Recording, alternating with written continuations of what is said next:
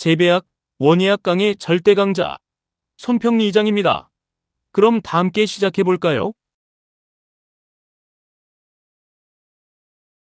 12회 시험의 전반적인 난이도와 출제 경향을 분석해보고 그에 대한 문제풀이를 진행해 보도록 하겠습니다. 첫 번째, 전체적인 난이도는 중상 정도였습니다.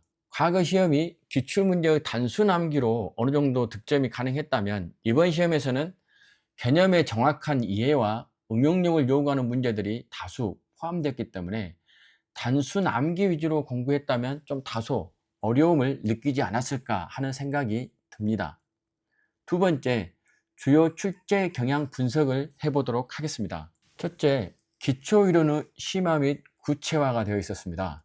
단순한 용어 정의를 묻는 수준을 넘어서 기상 생태형의 구체적인 특징이나 종자의 퇴화 원인을 정확히 구분해야 할 수 있는 문제들이 출제가 됐는데, 대표적으로 58번의 벼의 기상 생태형, 61번의 종자 퇴화의 원인, 유전적 원인이냐 병리적 원인이냐 생리적 원인이냐, 이런 것을 정확하게 파악할 수 있어야 문제를 풀 수가 있었습니다.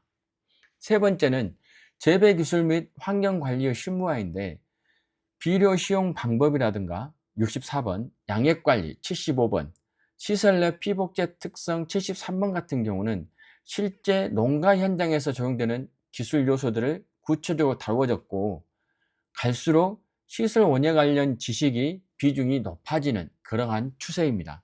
네 번째로는 계산 문제가 출제가 됐는데, 단순한 계산 문제였지만 ppm 농도를 환산하는 그러한 수리적 개념을 묻고 있는데, 72번이 이러한 기초적인 계산 능력을 테스트하는 문제였습니다. 세 번째로 문학 유형별 경향을 보면 원예 작물학의 조화가 좀 두드러져 있었습니다. 채소, 과수, 화해.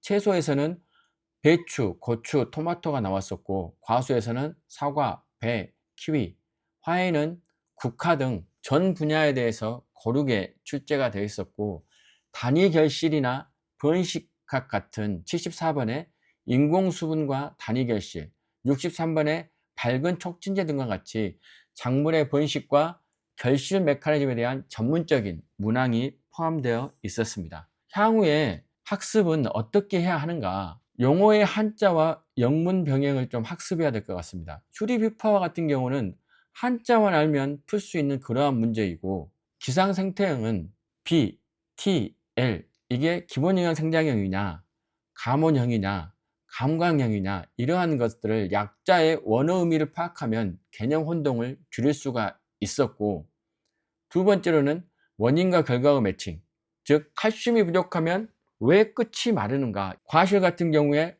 배꼽, 토마토 배꼽 썩은병이라든가 잎 끝마른병 같은 경우가 칼슘 부족인데 왜 그렇게 되는가, 그러한 원인과 결과에 대한 매칭이 필요하고, 시설 원예 파트가 강화되고 있기 때문에 시설 내의 재배 환경에 대해서도 공부를 많이 하셔야 할 것 같고, 마지막으로 기출 변형을 대비를 해서 이 기출 문제의 답만 외운 게 아니라 오답 선지가 왜 틀렸는지 분석하는 그러한 습관이 중요합니다. 예를 들면 63번의 옥신 계열 성분 구분, 이러한 것들이 대표적인 기출 변형의 문제라고 할 수 있겠습니다. 그러면 문제를 풀어보도록 하겠습니다. 51번, 바빌로프의 주요 작물 기원의 중심지가 중국이 아닌 것은 그랬습니다. 대표적으로 중국이 중심지인 게 메밀, 조, 콩, 복숭아, 이러한 것들이 중국이 작물 기원의 중심지고, 수수 같은 경우는 아프리카 쪽입니다. 그렇기 때문에 51번의 답은 4번 수수가 정답인데, 51번 같은 문제는 지금까지 출제되지 않았던 그러한 문제입니다. 그러나 재배학 원론을 공부를 하게 되면 항상 제일 첫 페이지에 이러한 작물 기원의 중심지라든가 농경 발상지를 설명하고 있습니다. 51번 같은 문제가 시설 원예 기사에서도 이와 유사한 문제들이 출제가 되었기 때문에 향후에 51번 같은 작물 기원의 중심지라든가 농경의 발상지, 이러한 것들을 공부할 필요가 이제 대두되었습니다. 52번 토양 입단 파괴의 원인이 아닌 것은 그랬습니다. 1번, 과도한 경우는 기계적 압력으로 이게 입단이 부서집니다.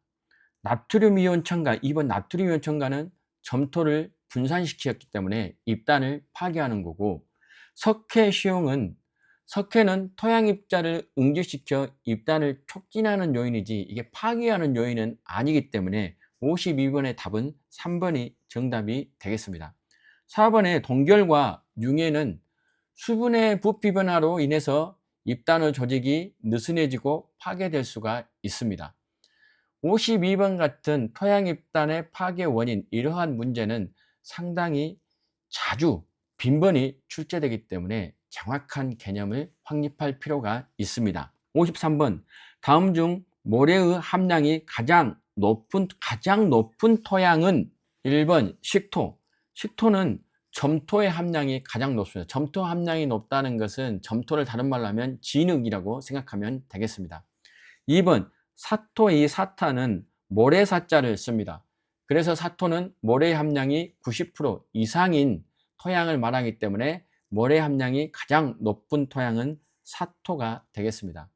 양토는 모래, 미사, 점토가 고르게 섞인 토양으로서 작물을 재배할 때 좋은 토양, 그래서 양토입니다.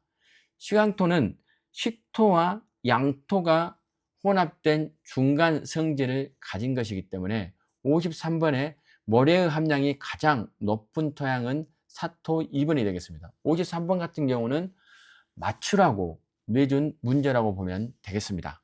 54번, 다음 중 요수량이 가장 큰 작물은 이랬을 때 1번 호박, 2번 옥수수, 3번 수수, 4번 기장. 요수량의 뜻을 먼저 알고 있어야 됩니다. 요수량은 건물 1g을 생산하는데 소비되는 수분량으로서, 옥수수, 수수, 기장은 씨포 식물이고 요수량이 일반적으로 작고 수분 이용률이 높기 때문에 요수량이 상대적으로 작습니다. 그렇지만 호박 같은 C3 식물은 많은 물을 소비하기 때문에 요수량이 높습니다. 그래서 답은 54번의 답은 1번이 되겠습니다. 이 요수량을 물어보는 문제에서는 시설 원예기사 시험에서도 출제가 된 바 있습니다. 55번, 고온장애에 관한 설명으로 옳지 않은 것은, 고온장애에 대해서 묻고 있는 문제인데 1번 고온, 건조, 장일, 병충해, 잡초의 무성 등은 하고 현상을 초래한다.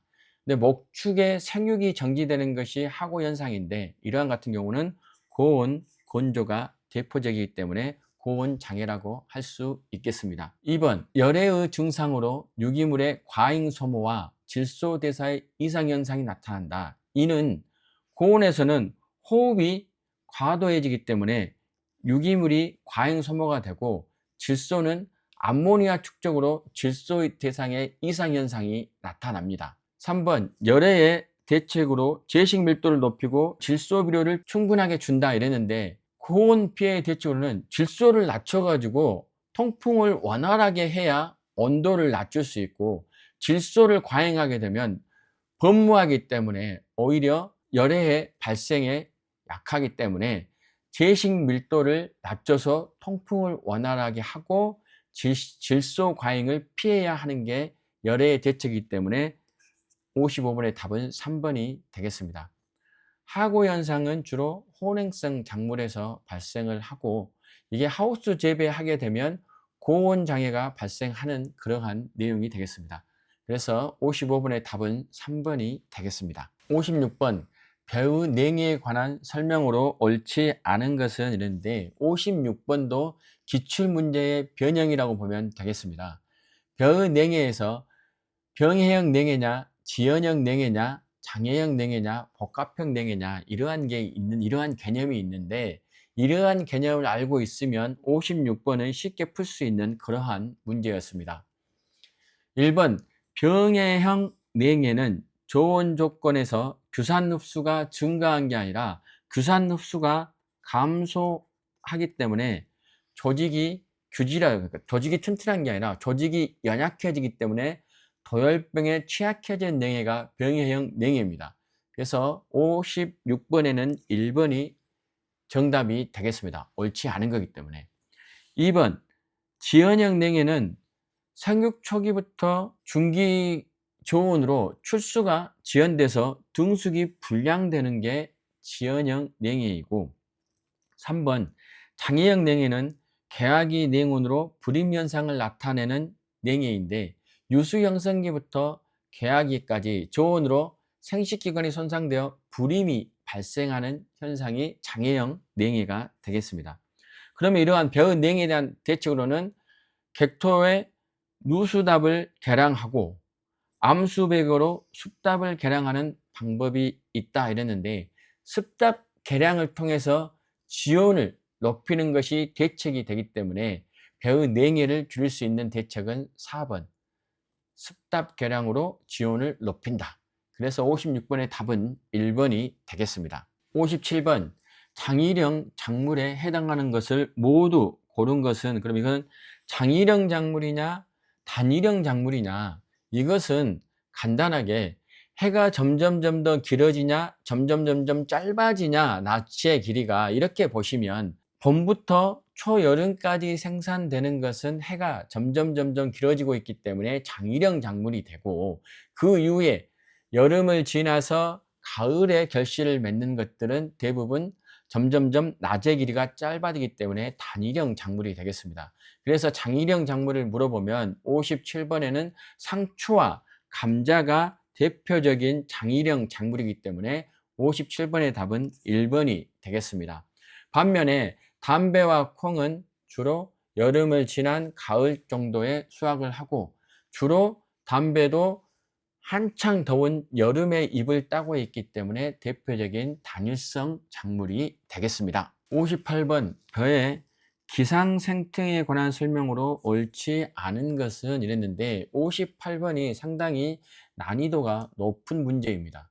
그렇다면 기상생태행은 무엇이냐 그러면, 벼가 꽃을 피는 시기인 출수기가 온도와 낮의 길이 일장에 어떻게 반응하냐에 따라서 나눈 것이 벼의 기상생태행입니다. 벼의 기상생태행을 결정하는 요소의 3가지 개념을 한번 알아보도록 하겠습니다. 기본영양 생장형은 우리가 보통 B형이라고 하는데, 이 B형은 베이직, 기본적인 영양 생장으로 생각하면 되겠습니다. 그러면 이와 같은 경우는 온도와 낮의 길이, 그러니까 가몬형이나 강강형에 상관없이 식물이 꽃을 피우기 위해서는 반드시 거치하는 최소한의 영양 생장 기간이 있다. 그렇기 때문에 기본적인 영양 생장 기간이 필요하기 때문에 기본 영양 생장형은 B형, 베이직이 되겠습니다. 가몬형은 여기서 T형이라고 하는데, 온도, 즉 템퍼러처라고 생각하시면 고온에 반응해서 빨리 이상이 나옵니다. 그러니까 여름이 짧은 지역, 그러니까 여름에 더웠을 때 고온에서 반응하기 때문에 조생종 벼들이 이러한 성질에 강하고, 감광형은 이 L형, 즉 라이트라고 생각하시면 되겠습니다. 빛에 대해서 민감도를 의미하는데, 낮의 길이가 짧아지는 단일에 반응해서 이삭이 빨리 나오는 성질입니다. 즉 가을에 수확하는 만생종 벼들이 이러한 성질이 강합니다. 이 틀을 기억해 놓으시면 앞으로 벼의 기상 생태형을 물어보는 문제는 쉽게 풀 수가 있습니다. 기본 생장형은 통일형, 어떠한 환경 영향보다는 정해진 기간을 채워야 된다, 이렇게 보시면 되고, 가몬성은 온도가 높으면 빨리 피해야 하니까 조생종, 관광형은 가을에 짧은 해를 보고 피해야 되니까 만생종, 이렇게 생각하면 되겠습니다. 기본 생장형은 통일형, 가몬형은 조생종, 관광형은 만생종, 이렇게 꼭 기억해 놓으시면 이러한 문제는 쉽게 해결할 수가 있습니다. 각 선지를 살펴보도록 하겠습니다. 1번 기본 영양 생장형은 기본 영양 생장성이 크고 가몬성과 가몬성이 작아서 기본 영양 생장에 지배되는 통일형 품종의 벼가 여기에 해당한다. 예, 정확한 설명입니다. 이러한 것들은 생육 기관인 기본 영양 생장에 의해서 주로 지배된다, 이렇게 생각하면 되겠습니다. 이 가몬형은 기본 생장성과 강강성이 작고 가몬성이 커서 생육기관에 주로 가몬성에 지배되는 조생종 벼가 여기에 해당한다. 예, 정확한 설명입니다. 3. 관광형은 기본 생장성과 감원성이 좋고 관광성이 커서 생육기간은 주로 감광성에 지배되는 만생종 벼가 여기에 해당한다. 정확한 설명입니다. 가을에 낮의 길이가 짧아질 때 반응을 한다. 이렇게 보시면 되겠고, 4번은 기본 영양 생장성, 감원성, 관광성이 모두 크고 어떠한 환경에서도 생육기간이 길어서 극만생종 벼가 여기에 해당한다. 그런데 기상생태형 분류체계에 기본형이라는 것은 명칭이 존재하지 않고 학술적으로 단순히 모두 다 영향을 받기 때문에 BLT형이라고 분류를 합니다. 그래서 4번은 기본형이라는 이러한 명칭이 존재하지 않기 때문에 4번이 정답이 되겠습니다. 58번은 상당히 난이도가 높은 문제라고 할 수 있겠습니다. 59번도 매년 출제되는 기출문제의 변형이라고 보시면 되겠습니다. 우리나라의 과수우박 피해, 우박 피해로 옳은 것을 모두 고른 것은 그랬는데 하나씩 살펴보도록 하겠습니다. 기억, 사과, 배의 경우에는 착과기와 성숙기에 많이 발생한다. 우리나라에서 우박은 주로 봄철 5월에서 6월, 그러니까 착과기하고 맞는 거고, 기온이 하강하는 가을철, 즉 9월, 10월 성숙 과실에 성숙기에 많이 발생합니다. 그래서 5, 6월은 열매가 맺히는 착각이고 9, 10월은 열매가 이어가는 성숙기이기 때문에 이 시기에 우박이 맞으면 어린 열매는 떨어지거나 성숙한 과실은 흠집이 생겨 상품성이 상당히 떨어지게 됩니다. 그래서 우박이 봄철, 가을철에 발생합니다.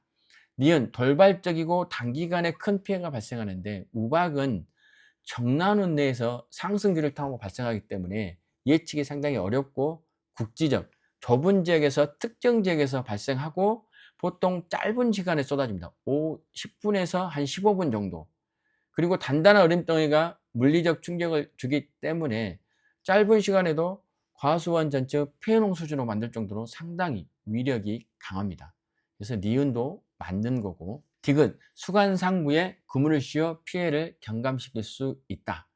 우박 피해를 막는 가장 효과적인 물리적 방법은 그물을 씌우는 것, 즉 방조망을 설치하는 건데, 나무 위쪽 수간상부, 그러니까 나무 위쪽에 촘촘하게 그물을 침으로 인해서 우박의 충격을 분산시키면 나무나 과실에 직접적인 타격으로 보호할 수가 있습니다. 리을, 2차적으로 병해를 발생시키는 간접적 피해를 유발한다. 이 말은 뭐냐 그러면 우박을 맞은 과실이나 나뭇잎 가지는 찢기거나 움푹 패인 상처가 생깁니다. 그러면 상처 부위를 통해서 세균이나 곰팡이균이 침투하기가 쉬워지는데, 대표적으로 탄저병이나 견무늬 썩은 병이 2차 병해로 이어집니다. 그래서 당장의 물리적 피해보다는 더 큰 수확량 감소를 초래할 수 있는 게 바로 우박 피해가 되겠습니다. 59번의 답은 기역, 니은, 디귿, 리을이 모두 우박 피해이기 때문에 정답은 59번의 정답은 4번이 되겠습니다. 60번 풍수피해 경감대책으로 옳지 않는 것은, 이 풍수피해 경감대책 같은 경우도 자주 출제되는 기출문제였습니다. 1번 내 더복 속 품종을 재배한다. 내 더복속은 더복이 넘어지는 건데, 내라는 것은 견딜래, 인내할 때 그 참을 내기 때문에 잘 쓰러지지 않는 품종은 바람 대비에 필수적이라고 할 수 있겠습니다. 이 태풍이 지나간 후에 살균제를 살포한다. 59번에서도 설명드렸지만 상처 부위를 통해서 병균 침입을 하기 때문에 곰팡이나 세균이 감염할 수 있기 때문에 이러한 침입을 막기 위해서는 살균제를 살포하는 게 맞습니다. 3번 맹류 재배 시 복토를 한다. 복토라는 것은 땅을 북돋아, 이렇게 땅을 북돋아 주는 거기 때문에 뿌리를 견고하게 지지할 수가 있습니다. 그래서 풍수 피해 경감 대책에 3번도 많습니다. 4번 밀식 재배를 한다는 것은, 밀식 재배는 빽빽하게 심기 때문에 통풍이 불량해지고 개별식물체가 약해집니다. 그리고 웃자라게 심기 때문에 병의 발생이 쉽고 풍수에 의해서 쉽게 넘어지기 때문에 더복이 되기 때문에 밀식 재배는 지양해야 합니다. 그래서 60번의 정답은 4번이 되겠습니다. 61번 작물 후 종자에 관한 설명으로 옳은 것은 그랬습니다. 1번 콩은 중간산지 비옥한 토양보다 평화지에서 생산된 종자가 충실하다 이랬는데 1번 같은 경우가 상당히 어려운 문제일 수가 있겠습니다. 콩은 서늘한 곳에서 자란 콩이 야간에 온도가 낮기 때문에 낮은 호흡량, 그리고 긴 등숙기, 그리고 상대적으로 기온이 낮고 바람이 잘 통하는 곳이 병충해 밀도가 낮기 때문에 평야지 산보다는 서늘한 곳에서 자란 콩이 훨씬 더 품질이 우수한 경우가 많습니다. 그래서 온도가 낮으면 호흡량이 줄어 양분 축적에 유리하다. 이러한 것들을 생각해 놓으시면 1번 같은 경우는 쉽게 접근할 수가 있습니다. 그리고 콩은 다소 밭 중에서도 약간 산 밑에 높은 곳에 있습니다. 여러분이 나중에 손해평가사에 합격을 하셔가지고 평가 작업을 하러 가실 때 보면 콩은 밭 중에서도 상당히 높은 곳에 위치해 있습니다. 그래서 1번을 정확하게 고치면 콩은 평야지보다 중간산지의 서늘한 곳에서 생산되는 것이 더 충실한 경우가 많다. 이렇게 고치면 되겠습니다. 2번 경실종자에서 종피 파상 처리를 하여 발화율을 높일 수 있다. 경실은 딱딱한 종차고 종피 파상 처리는 상처를 낸 겁니다. 이래서 이 상처를 통해서 수분 흡수를 도와서 발화율을 높일 수 있기 때문에 61번의 답은 2번이 되겠습니다. 3번 종자가 휴먼에 들어가면 아부시스산 즉 ABA, FC산의 함량은 감소하는 게 아니라 증가를 하게 됩니다. 그래서 휴면에 들어갑니다. 바이러스병에 의한 저장 종자에 퇴화하는 것은 유전적 퇴화이다. 이건 유전적 퇴화가 아니고 환경 병리적 요인에 의한 퇴화가 되겠습니다. 유전적 퇴화라 하면 작물이 여러 대를 거쳐서 계속 재배하거나 종자를 최종하는 과정에서 본 품종이 가지고 있던 고유한 유전적 특성이 변하고 품질이 나빠지는 현상이 유전적 퇴화인데, 대표적인 게 자연교잡, 돌연변이, 이형잡과체의 분리, 선발의 소원, 즉 우량 개체를 골라내는 과정을 계열리해서 열등한 형질이 섞이게 되었을 때 이러한 유전적 퇴화가 되는 거고, 병리적 퇴화라는 것은 뭐냐 그러면 이러한 바이러스, 세균, 곰팡이 등 감염돼서 종자의 세력이 약해져서 품질이 떨어지는 현상이 병리적 퇴화가 되겠습니다. 마지막으로 생리적 퇴화는 불량한 기상, 토양, 저장 조건으로 대사 기능이 저하되거나 양분이 소모돼서 발생하는 게 생리적 퇴화입니다. 그래서 종자의 퇴화는 크게 유전적 퇴화, 병리적 퇴화, 생리적 퇴화인데, 유전적 퇴화는 유전적 순도가 낮아지는 거고, 병리적 퇴화는 말 그대로 병균 침입으로 세력이 약화되는 거고, 생리적 퇴화는 환경이 좋지 못해서 발생하는 퇴화, 이렇게 생각하시면 되겠습니다. 62번 종자의 파종에 관한 설명으로 옳은 것은 그랬습니다. 종자의 파종에 관한 문제인데, 1번 고랑 파종은 습해를 예방하는 파종 방식이다. 이랑이 있고 이 들어가는 것이 고랑인데, 이 고랑 같은 경우는 낮은 곳에 심기 때문에 배수가 안 좋아서 습해가 발생하기 쉽습니다. 그래서 보통 가뭄, 한해 방지용으로 고랑 파종을 하는 거고, 습해를 방지하기 위해서는 위쪽 이랑에다가 파종을 해야 합니다. 2번 성유법은 이랑을 세우고 낮은 고랑에 파종하는 방식이다. 성유법에서 일성자의 밭두둑휴, 이 밭두둑은 이랑을 말하니까 성유법은 이랑을 세우고 낮은 고랑에 파종하는 게 아니라 이랑을 세우고 이랑에 파종하는 방식이 성유법이 되겠습니다. 휴립 휴파도 이랑을 세우고 이랑에 씨를 파종하는 방법이기 때문에 이랑을 세우고 이랑을 파종하는 방법이기 때문에 62번의 정답은 3번이 되겠고, 조파는 한 곳에 여러 개의 종자를 파종하는데 한 곳에 여러 개의 종자를 파종하는 것은 전파이며, 조파는 일정한 줄을 지어서 이 줄을 지어서 여기에 씨를 파종하는 것이기 때문에 조파는 줄뿌림을 말합니다. 한 개에 여러 개를 심는 것은 전파입니다. 그래서 62번의 답은 3번이 정답이 되겠습니다. 63번 원예 작물의 삽목 번식에서 밝은 촉진을 위해 사용되는 생장 조정 물질은, 이것은 호르몬을 물어보는 문제였는데, 밝은 촉진, 그러면 여기는 대표적으로 옥신이 되겠습니다. 그래서 옥신 계열인 것을 찾아보면 1번에 IBA, NAA가 대표적인 옥신 계열로 뿌리를 내리는데 돕는데 사용이 되는 거고, ABA는 대표적으로 앱시스산, 휴면을 유도하고, AOA는 에틸렌의 생성을 억제하는 데 관여를 합니다. 그래서 발근을 촉진하는 생장 조절 물질 호르몬은 무엇인가? 그러면 기억과 니은, 즉 1번이 정답이 되겠습니다. 64번 질소 시비에 관한 설명으로 옳은 것은 질소 시비에 관한 내용인데, 1번 논에서는 질산태 질소보다 암모니아태 질소 시용이 효과적이다. 이 말은 뭐냐 그러면, 논은 환원층입니다. 환원층, 즉 산소가 부족하기 때문에 질산때 질소를 주면 탈질 현상이 일어나므로 실질적으로 암모니아태 질소 시용이 훨씬 효과적입니다. 그래서 64번의 답은 1번이 되겠고, 1번에 대한 내용은 과거에도 출제된 내용이었습니다. 2번 작물의 생식 생장을 촉진하고자 연면시비를 했다. 연면시비는 주로 세력 회복이나 영양생장 촉진에 쓰이기 때문에 작물의 생식 생장을 위해서 질소를 연면시비하는 것은 옳지 않습니다. 생식 생장을 할 때는 질소를 줄여주는 게 맞습니다. 2번 사과 수확기에 비하여 과실의 착색을 향상시킨다. 수확기에 질소 시비는 생식 생장하는 게 영양생장을 하기 때문에 과실의 착색을 향상시키는 게 아니라 방해를 합니다.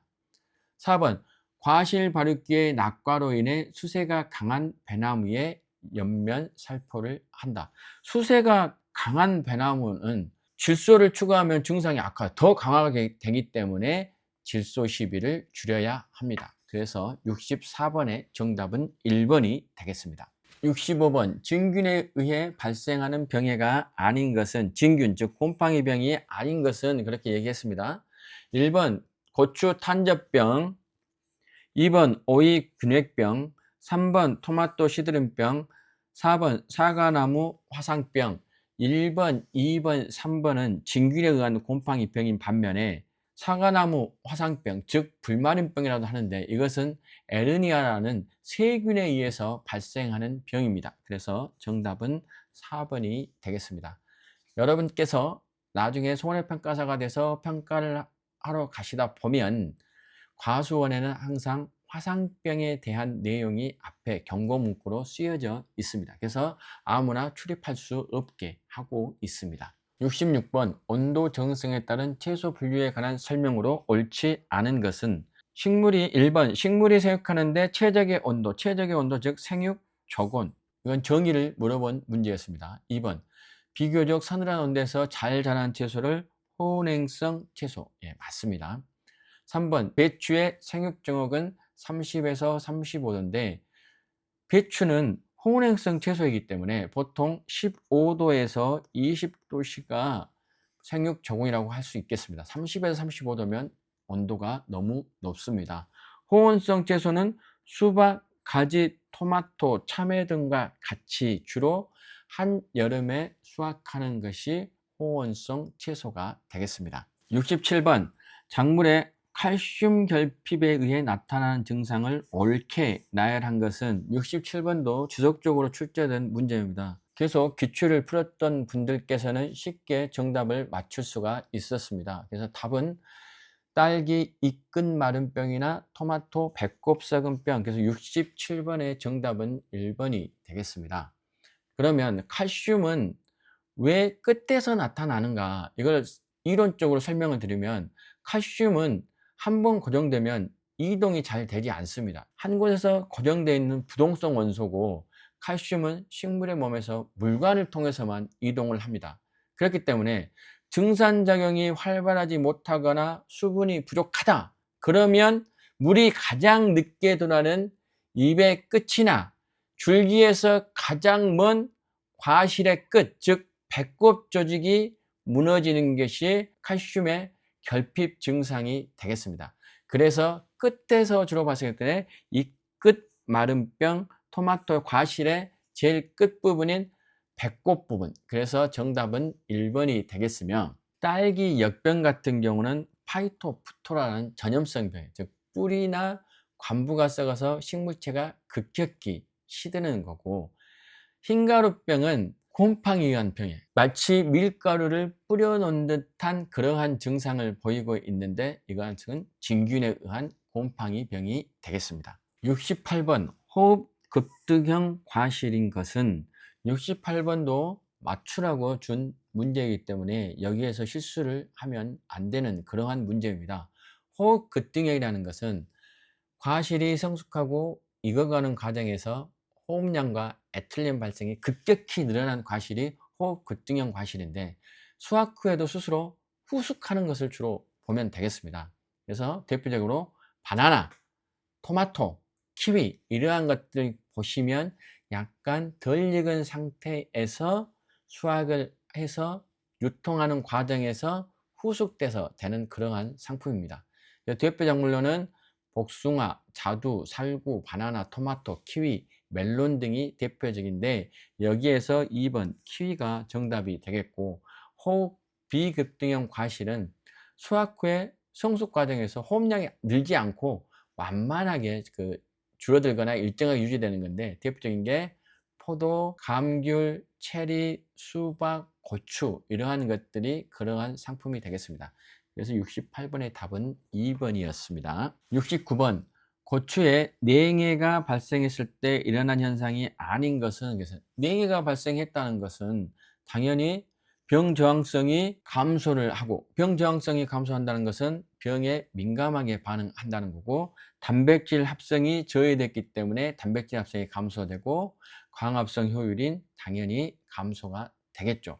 그렇지만 냉해가 발생하면 세포막이 손상되기 때문에 세포막에 있는 전해질이 밖으로 나오기 때문에 전해질 유출이 감소하는 게 아니라 증가를 합니다.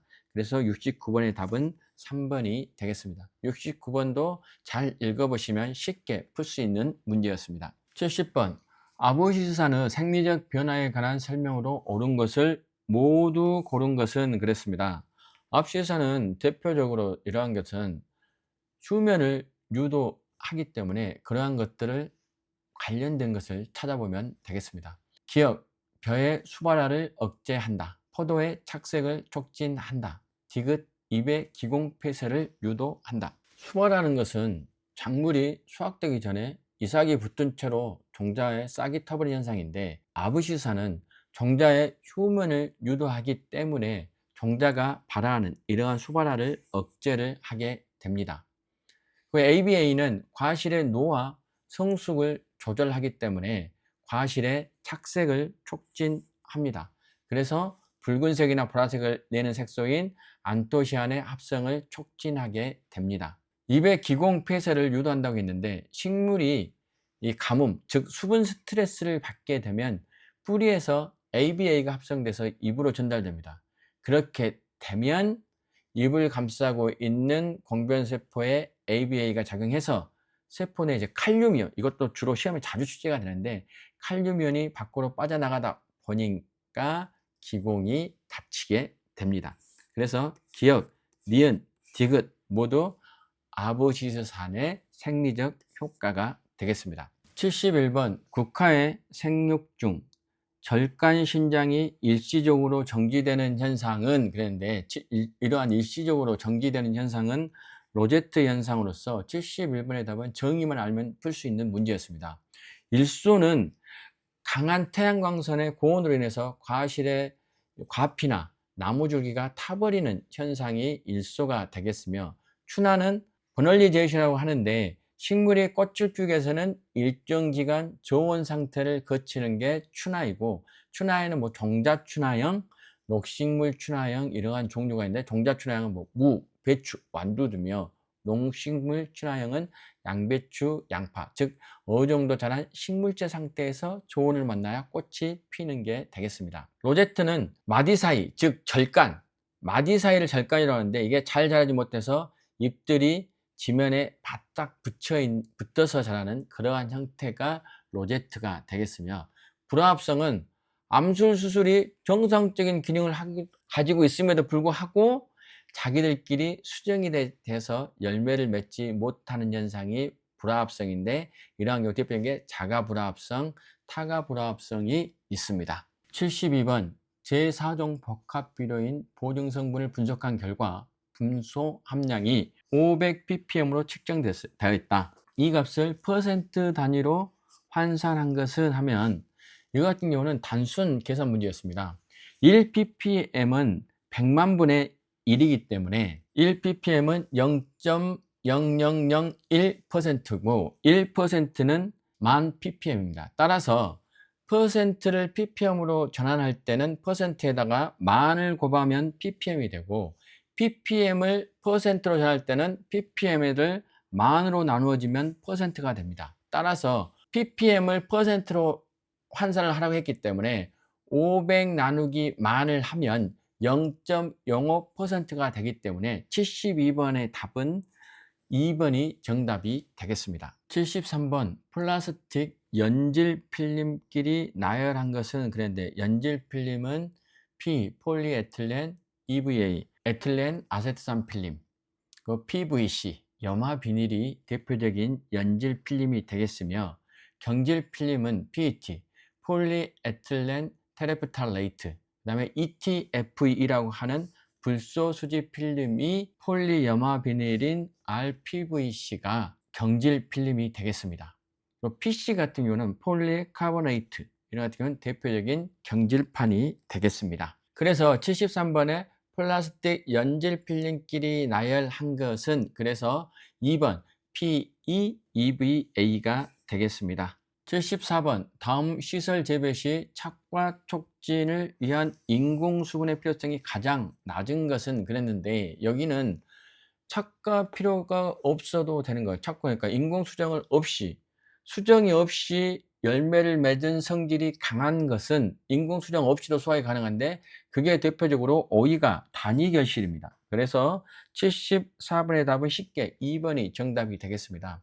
수박, 호박, 참외 같은 경우는 착과를 해서 인공 수분이나 매개곤충이 필수적입니다. 75번 양액에 관한 설명으로 옳지 않은 것은 그랬는데, 75번 양액이 등장했기 때문에 여기에서는 수경재배에 관한 내용입니다. 상당히 75번이 어려운 문제라고 할 수 있겠습니다. 1번 양액의 pH는, 그러니까 산성이냐 알칼리성을 물어본 문제겠죠. 암모늄태 질소를 과다 사용 시 높아진다는 건데, 암모늄태 질소는 NH4+, 즉 양이온입니다. 그래서 암모늄태 질소를 식물에 뿌리는 정기적 중성을 유지하려고 하기 때문에 양전하를 땐 암모늄 이온을 흡수를 하면 똑같이 중성을 만들기 위해서 양전하를 내보내야 됩니다. 뿌리 밖으로. 그렇기 때문에 수소 이온인 H+가 증가가 되기 때문에 pH는 높아지는 게 아니라 산성이 되기 때문에 pH는 낮아집니다. 그래서 75번의 답은 일단 1번이 되겠고, 그렇다면 암모늄태 질소 대신에 질산태 질소인 NO3- 질산태 질소를 과다 사용을 하면 어떻게 되느냐? 그러면 당연히 음이온을 흡수하기 때문에 뿌리는 다시 음이온을 내보내야 되는 수산화이온 OH- 같은 수산화이온이나 중탄산 이온인 HCO3-를 내놓기 때문에 pH는 알칼리성이 돼서 pH는 높아지게 되겠습니다. 그래서 1번에 양액의 pH를 암모늄태 질소를 넣느냐 아니면 질산태 질소를 넣느냐에 따라서 pH가 산성이 되기도 하고 알칼리성이 되기도 하기 때문에 이 부분을 정확히 이해해 놓으실 필요가 있습니다. 따라서 식물이 질산태 질소를 흡수가 많아지면 pH는 높아지고, 식물이 암모늄태 질소인 NH4+ 흡수가 많아지면 수소이온이 많아지기 때문에 산성이 된다. 그래서 pH는 낮아진다. 이게 답이 되겠습니다. 75번의 2. 양액의 온도가 높아질수록 포화 용존 산소량은 적어진다. 이 같은 경우는 기체의 용해도는 액체의 온도가 높아질수록 낮아지는 물리적 법칙이 있습니다. 그래서 2번은 정답이 되겠습니다. 2번은 맞는 선지가 되겠습니다. 3. 양액 내 무기 양분들은 수용성 상태로 유지하는 것이 필요하다. 이 말은 뭐냐 그러면 침전이 생기지 않고 녹아있게 만드는 겁니다. 그렇다면 이게 그 침전물이 생기면 이게 영양분을 흡수할 수가 없기 때문에 보통 양액은 A통과 B통을 나누어서 인산칼슘과 같은 침전물이 생기지 않도록 합니다. 그래서 양액 내 무기양물은 수용성 형태로 유지돼야 식물이 흡수를 할 수 있습니다. 4번 수매전염병 병원군의 유의백제를 위해 급액전에 살균을 한다.